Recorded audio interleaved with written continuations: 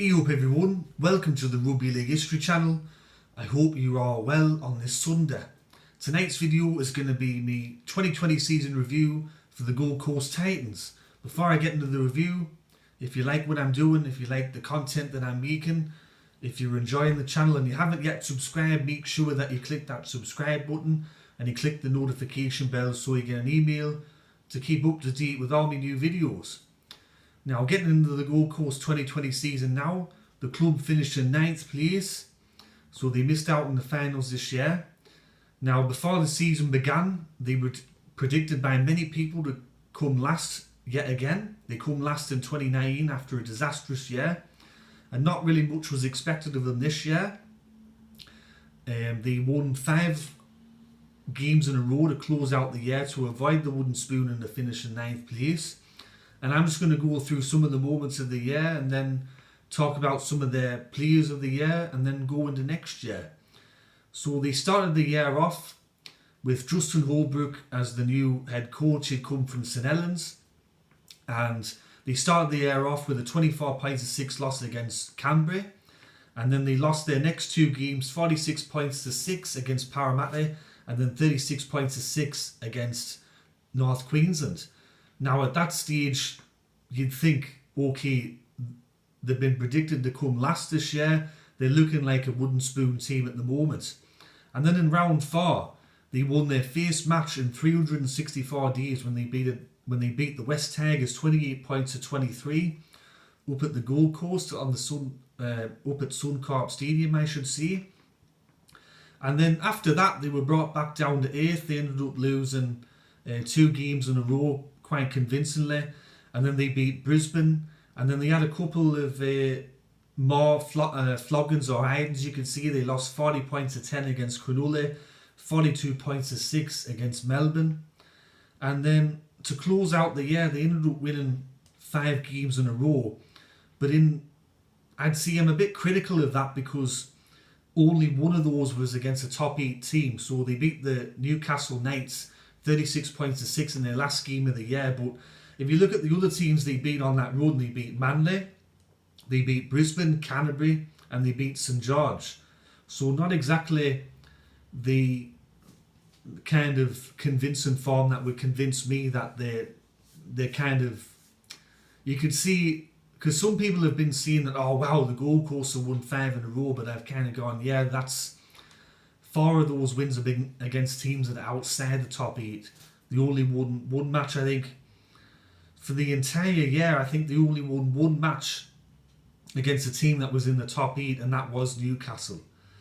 Every other time that they played against a top 8 side, they were either beaten quite convincingly or they lost between, you could see, 1 to 12 points. So they finished the year in 9th place. In their last 10 games of the year, they did improve their record quite significantly. They won 6 out of the last 10 matches to avoid that wooden spoon.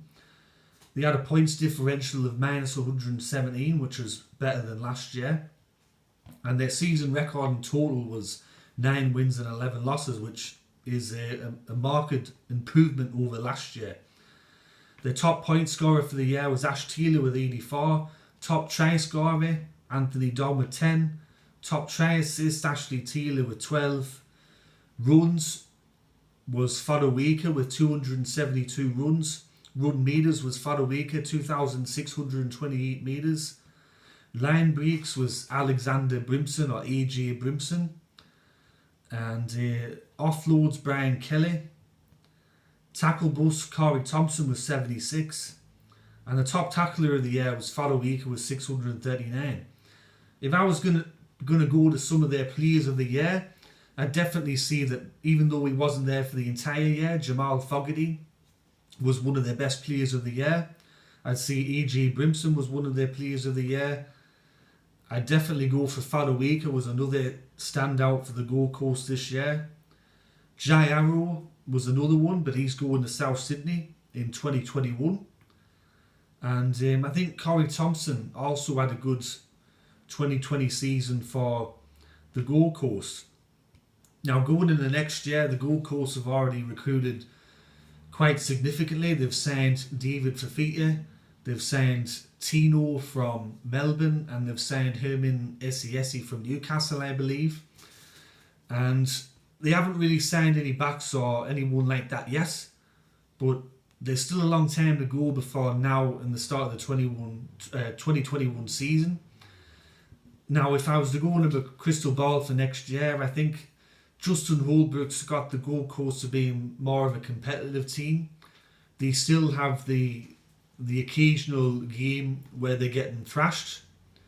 And I think for next year, the goal is going to be that they have to try to beat teams that are in the top 8 or above them. Because as I said earlier, they've only won once this year against top 8 opposition. All the other teams they beat were around them.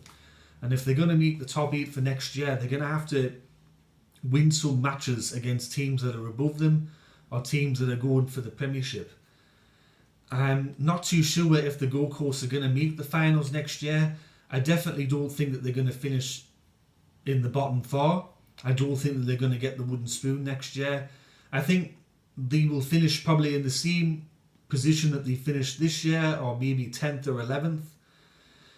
But they are building once again to try to meet the finals. I'm not saying that they can't meet the finals, but me personally, I just don't see them making the finals next year. But I think if you're a Gold Coast supporter, you would probably be pleased with this year, the fact that even though the club has been thrashed in a few matches, that they have been competitive for the most points. And I think that you'd probably be excited for what's going to happen next year, whether they can build on this or not. So anyway, that's my review of the Gold Coast for the 2020 NRL season.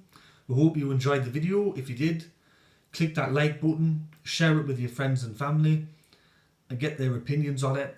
And if you haven't subscribed to the channel, as I just said earlier, make sure you click that subscribe button and you click that notification bell so you stay tuned with all my videos that I've been doing.